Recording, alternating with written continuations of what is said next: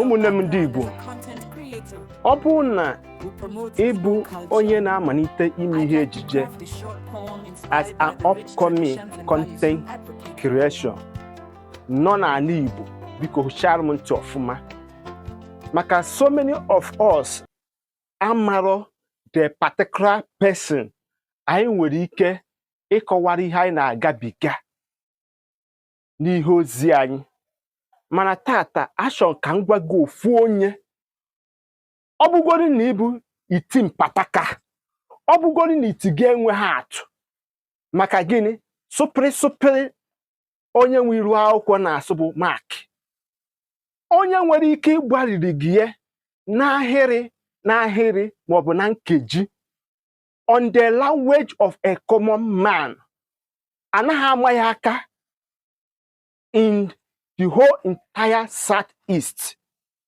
Ya bụ nwa amadi bụ nwanne anyị nwoke bụ Uncle IB. Ife Uncle IB na-arụnye ịtọ o ruru ya. Ịma na anyị nwa bụ ndị Igbo anaghị avaru ihe anyị nwere. Anyị nwa bụ ndị Igbo amaghị onye na-azụ anyị ndụ.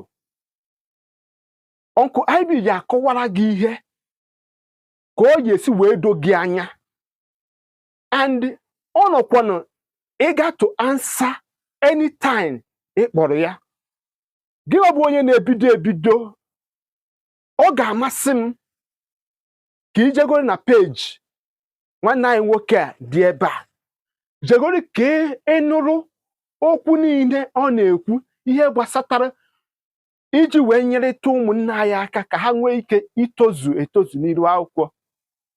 Ngwa ka m gwa gị nke doro gị anya, Uncle IB azụpụtago imerime ndị mmadụ ndị a na-anụ afa ha, a big celebrity ama ama. Ọ bụ na ọ chọrọ ka m gwa ndị a na-anwụ, aga m agwara gị mmadụ 10 mụ na ha mekọgoro ife fa wee na-asị m nekwa onye mmeri ihe ha bụ tata.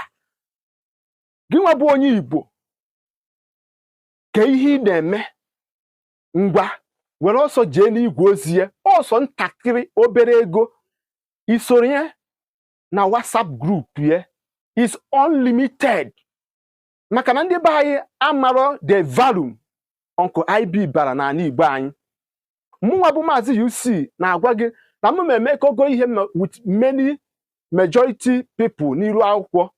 O nwere ndị kapụrụ m ego 5, o nwere ndị kapụrụ m ego 10, o nwere ndị kapụrụ m ego 2. Mana tata nka kwudoro nwanne anyị nwoke, nwanne m nwa afọ ojuju, si ihe nwere ike ịgwadobe gị nwa bụ onye Igbo na-anụ m okwu a, chọrọ ịmalite njem a, ọ na-akwa adịzi ị need a guidance, onye nwere ike ị na-agwaziri gị ka ị ghara ime mistake, most especially n'ihe ejije gị and also on some titles. Ụdị a ka m ji agwadobe gị, mana ntị anyị adịghị ka okpu ata, onye ga-anụnụ anụgo. Ụmụnne m ndị Igbo, ife ihe ozi a biko tụsarụ nya. Ndewo, aka mbụ nwanne gị bụ Maazị UC. Ka emesịa.